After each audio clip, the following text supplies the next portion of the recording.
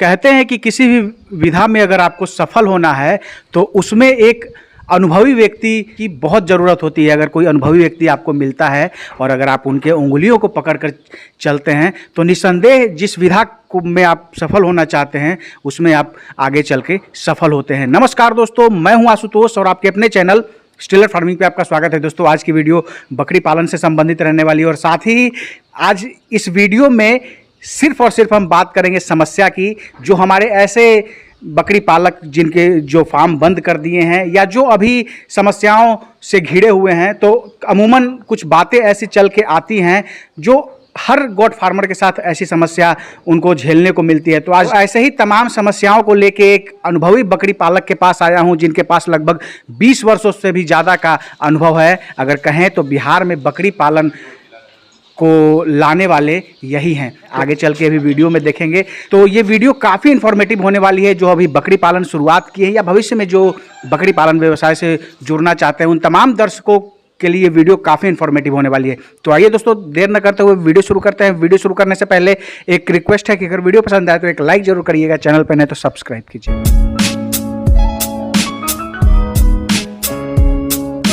Sir, हमारे channel पे आपका स्वागत है। आपका भी बहुत बहुत स्वागत है आशुतोष जी।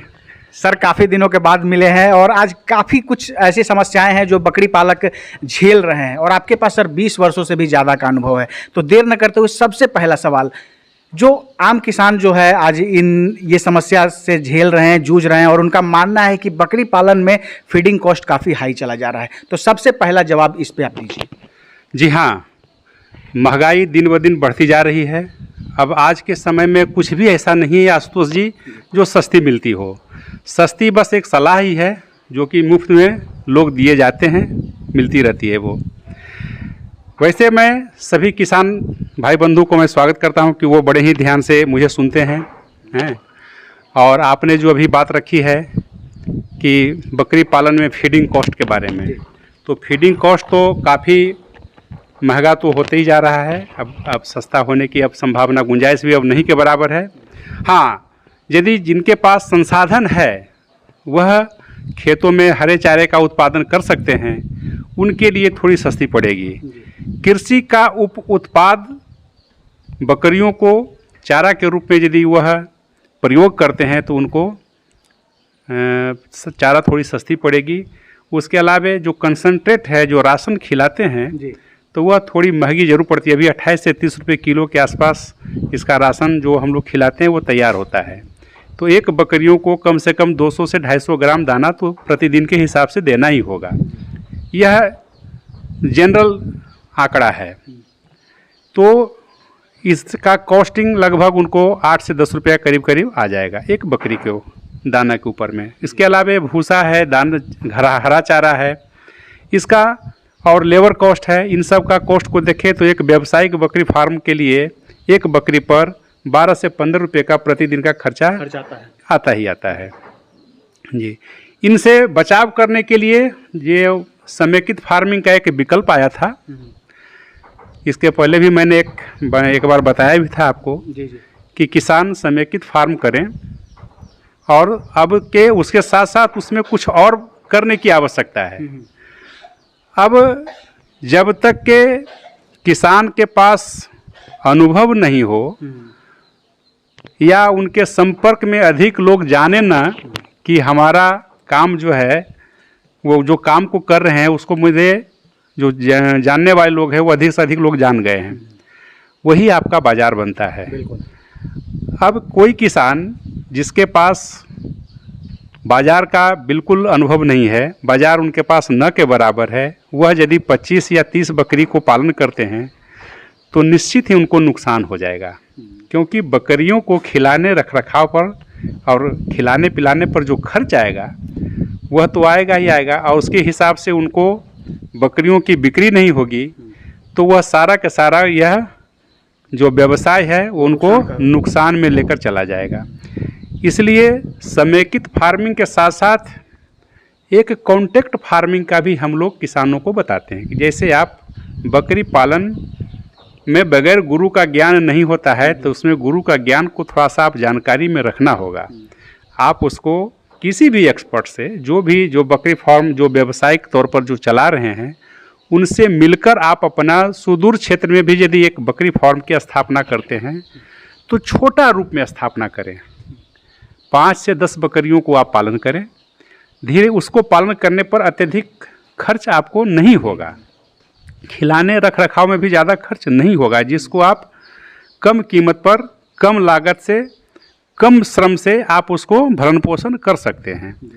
जैसे ही आपका लोगों से जुड़ाव होता है, लोग आपसे बकरी ले के लिए डिमांड करते हैं, तो जो उत्पादन आपने किया है आप उसको भी बेचें। यदि उससे अधिक मांग आए बाज़ार का, तो आप जो कॉन्ट्रैक्ट फार्मिंग है, जहाँ पर लोग कर रहे हैं, जिनसे आपने संपर्क बनाया है, आप उनसे भी लेकर के उनको आपूर्ति करा सकते हैं। इस प्रकार के व्यवसाय, इस प्रकार के कार्य को करने से 2 तरह से फ़ायदा होगा। एक तो जो खर्च हो रही है वो आपको इनकम के रूप में निकल जाएगा, प्लस जो आपका उत्पादन हो रहा है वो पूरा का पूरा आपको बचत जाएगा। इस तरह के यदि आप फार्मिंग करेंगे समेकित के साथ, कॉन्ट्रैक्ट फार्मिंग, कॉन्ट्रैक्ट को आप बढ़ावा देंगे, तो आप निश्चित ही लाभ में जाएंगे। अन्यथा इससे विचलित होकर आप कार्य करते हैं तब आप नुकसान में चले जाएंगे। 4 महीना, 6 महीना, 1 साल, 12 महीना, 18 महीना में आपकी फॉर्म बंद होने की कगार पर चली जाएगी, क्योंकि आपकी आमदनी जीरो है, खर्च आपका अधिक हो जाएगा। उस खर्च को, इस जो गैप है, इसको पाटने का कार्य कॉन्ट्रैक्ट फार्मिंग के द्वारा ही संभव है। ऐसा किसानों को करना चाहिए, यह मेरा अपना सुझाव है। सर, अब दूसरी बात कि जैसे बहुत सारे किसान ऐसे हैं मिले हैं जो बकरी पालन की जब शुरुआत उन्होंने करी और बकरियों को कहीं से लेके गए और उनके फार्म में जब वो जानवर जाता है तो उसकी मोर्टेलिटी हो जाती है, तो पहला वहीं से वो हतोत्साहित होना शुरू हो जाते हैं। तो इसके बारे में क्या आप कहना चाहते हैं? इसके बारे में उनको मैं यही कहना चाहता हूँ कि उनको विधिवत वह ज्ञान प्राप्त नहीं किए। उनके लिए ही हमने व्यवस्था बनाई है, निःशुल्क 2 दिन का प्रशिक्षण देते हैं। और किसान दूर बैठे हैं, अब कहते हैं कि नहीं मुझे दे दीजिए, मैं यूट्यूब के माध्यम से सारा जानकारी हासिल कर लूँगा। यह सत्य है, यूट्यूब से जानकारी आपको मिलेगी। यूट्यूब एक भंडार है, एक सागर है, उससे आप तभी मोती निकाल सकते हैं जब उसके बारे में आपको ज्ञान हो, अन्यथा वह सब बेकार हो जाएगा। तो इसलिए किसान बंधु जो भी बकरी फार्म शुरू करें तो सबसे पहले ज़्यादा संख्या में वो न करें, कम से शुरुआत करें और उसका भरण पोषण, उस पर आपको देख रेख अच्छी तरह से आप करेंगे। शुरुआत में 10 दिन तक उसको क्वारंटीन करना होता है। क्वारंटाइन किस प्रकार से करना है, किस तरह से करना है, इसकी उनको विधिवत जानकारी हो जाएगी। और इसकी जानकारी जब वो रख कर के काम करेंगे तो एक भी बकरी उनका नुकसान नहीं होगा, यह दावे के साथ में कह सकता हूँ। अब किस्मत वो अलग की बात है, लेकिन नुकसान से हमेशा बचाया जा सकता है। अब सर तीसरा सवाल आता है कि जैसे जो बकरी पालन अभी कर रहे हैं या बंद कर दिए अपने फार्म को, तो उनमें से अगर 90% लोगों से जब पूछा जाता है बकरी पालन के बारे में, तो उनके दिमाग में एक नकारात्मक बात बकरी पालन को लेके है और उनका मानना है कि बकरी पालन जो है लाभ का व्यवसाय नहीं है, इसमें बहुत टेंशन होता है और बहुत समस्याओं से जूझना पड़ता है। तो इसके बारे में आप क्या कहेंगे? जो भी समस्या है उसका समाधान निकालने में यदि आप चतुर हैं, यदि आप एक्सपर्ट हैं, तो उस कार्य को आप कर लेंगे आसानी से। यदि आपने उस समस्या से लड़ने का गुण नहीं सीखा, रहस्य नहीं जाना, तब तक आप इस पर विजय नहीं पा सकते हैं। तो आज के समय में आप ये बताइए कि यदि बकरी पालन नहीं होता तो बकरी कैसे आती?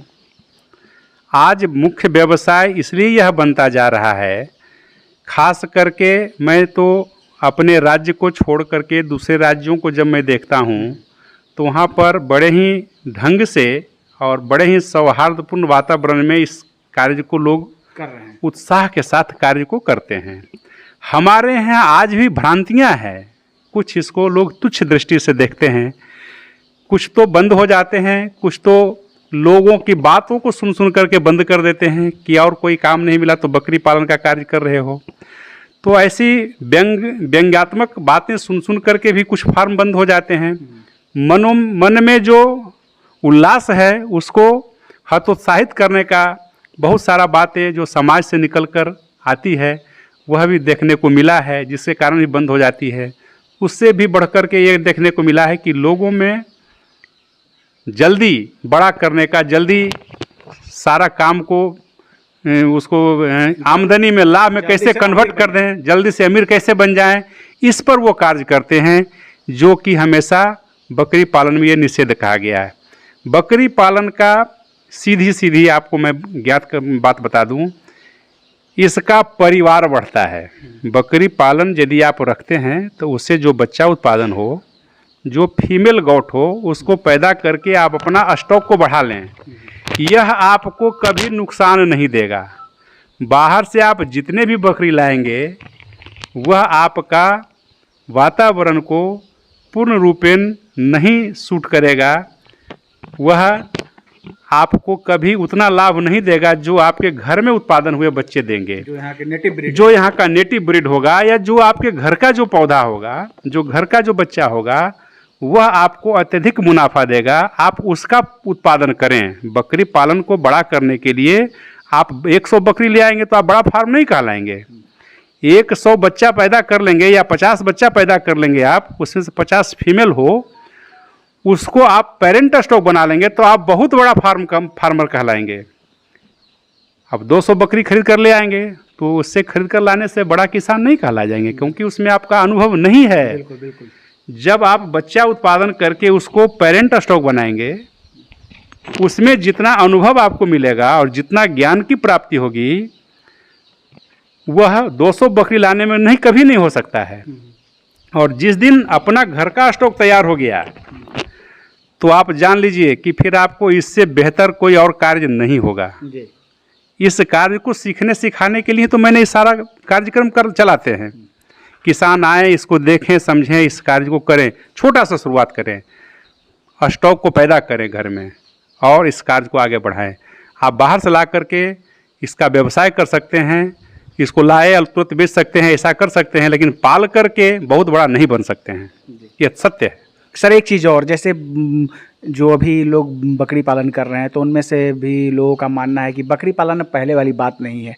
बकरी पालन पहले, जैसे गांधी जी कहते थे कि गरीबों की गाय है, लेकिन अब जो है ये अमीरों का व्यवसाय बन गया है। तो इस पे आपका क्या कहना है? बिल्कुल है, अब गरीबों की गाय की संज्ञा दी गई है, आज भी है, आज भी इसको मानते हैं। लेकिन अब गरीब के पास बकरी तो ऐसा है कि यह सर्वमान्य है, इसमें ना कोई सामाजिक और ना ही कोई धार्मिक कोई प्रतिबंध है इसको वध करने पर भी। अब गरीब बकरी पालन करता है तो अभी कुछ घटनाएं ऐसी भी सामने आई है कि उसकी बकरियों को लोग चुरा कर लेकर भाग जाते हैं, और ये तो ऐसा जीव है कि 2 से 3 घंटे के बाद इसका कोई सबूत भी नहीं मिलता है कि ये कहाँ गया, ढूंढने से भी नहीं मिलता है। तो बकरी पालन गरीबों की गाय थी, अब यह महंगी होती जा रही है। आज के समय में बकरी का कीमत धीरे धीरे बढ़ती जा रही है, जो गरीब आदमी इसको खरीद पाना उसके लिए संभव नहीं रह गया है।